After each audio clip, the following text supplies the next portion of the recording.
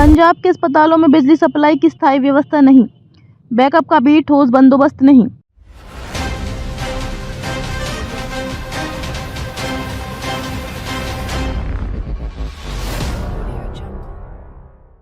पंजाब में आज भी कई सरकारी अस्पताल ऐसे हैं जहां बिजली सप्लाई की स्थायी व्यवस्था नहीं है।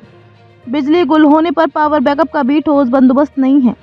इसमें पाया गया कि अस्पतालों में बिजली सप्लाई की स्थायी व्यवस्था नहीं है। पावर बैकअप का मास्टर प्लान बनाने में जुटी सरकार, अब पंजाब सरकार पावर बैकअप का मास्टर प्लान बनाने में जुट गई है। इसके बाद पंजाब के स्वास्थ्य मंत्री को भी मामले का संज्ञान लेना पड़ा था। यहां तक कि पंजाब एवं हरियाणा हाईकोर्ट ने भी मामले पर जवाब मांगा था। अब सरकार बैकअप के सहारे प्रदेश के अस्पतालों में जिंदगी की डोर मजबूत करने में जुट गई है।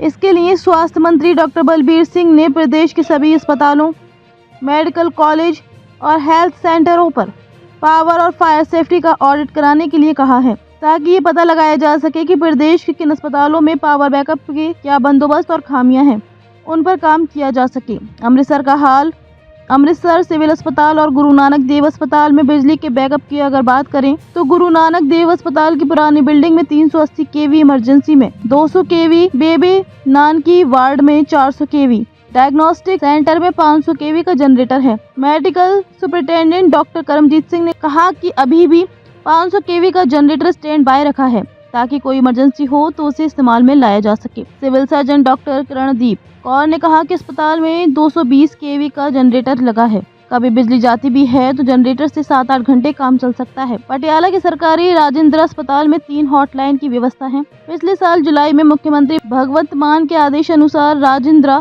अस्पताल में बिजली की निर्विघ्न आपूर्ति के लिए 25 लाख रुपए की लागत से 11 केवी की एक और अतिरिक्त लाइन चालू कराई थी।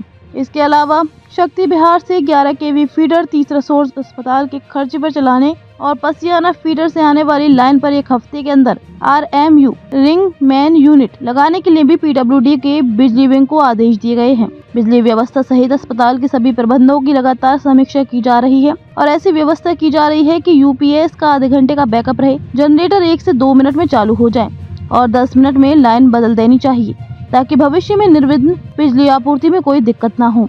लुधियाना में बैकअप पावर बढ़ाने की जरूरत। लुधियाना जिले के सिविल अस्पताल में 125 केवी का एक generator ICU, OPD, x-ray, laboratory, blood bank, OT, पुरानी इमारत और वार्ड में बिजली की आपूर्ति करता है। वहीं इमरजेंसी, ट्रॉमा सेंटर और मोर्चरी के लिए 80 केवी का जनरेटर अलग से है। यहाँ बता दें कि mother and child unit MCH की इमारत में 100 बेड और लगाए जाने हैं। ऐसे में अस्पताल में पावर बैकअप बढ़ाने की जरूरत है। यहाँ बिजली की सप्लाई हॉटलाइन से जुड़ी हुई है। बिजली कटने पर सप्लाई के लिए 6 जनरेटर मौजूद हैं। इनमें से 125 केवी के 2 generator mother and child unit MCH से कनेक्ट हैं। बिजली बंद होने पर 250 केवी का एक जनरेटर बड़े ऑक्सीजन प्लांट और 125 केवी का एक जनरेटर छोटे ऑक्सीजन प्लांट को बिजली सप्लाई करता है। बरनाला के इमरजेंसी वार्ड में 82 किलोवाट का पावर बैकअप बरनाला सरकारी अस्पताल में बिजली बोर्ड बरनाला की हॉटलाइन से जुड़ी है। बरनाला के इमरजेंसी वार्ड और सरकारी अस्पताल में 82 किलोवाट के जनरेटर का इंतजाम है। वहीं जच्चा बच्चा अस्पताल में भी 35 किलोवाट के 2 जनरेटर लगाए गए हैं। फतेहगढ़ साहिब के मुख्य जिला सिविल अस्पताल में बिजली की हॉटलाइन का प्रबंध है। Operation theatre, OT, blood bank, ward room आदि में जनरेटर हैं। वहीं बैटरी का बैकअप अलग से रखा गया है। सभी OT में होगा अब 30 मिनट तक UPS आधारित पावर बैकअप। स्वास्थ्य मंत्री डॉक्टर बलबीर सिंह ने बताया कि राज्य के सभी मेडिकल कॉलेजों, सिविल अस्पतालों, उप क्षेत्रीय अस्पतालों और ब्लॉक स्तर के अस्पतालों में power supply, fire safety audit होगा। प्रदेश के सभी अस्पतालों के ऑपरेशन थिएटर, लेबर रूम, आपातकालीन सेवा, SNCU और NICU में बिजली कटौती की स्थिति में कम से कम 30 मिनट तक UPS आधारित बैकअप पावर होगा। कार्यशील जनरेटर सेट और डीजल की पर्याप्त आपूर्ति भी सुनिश्चित की जाएगी।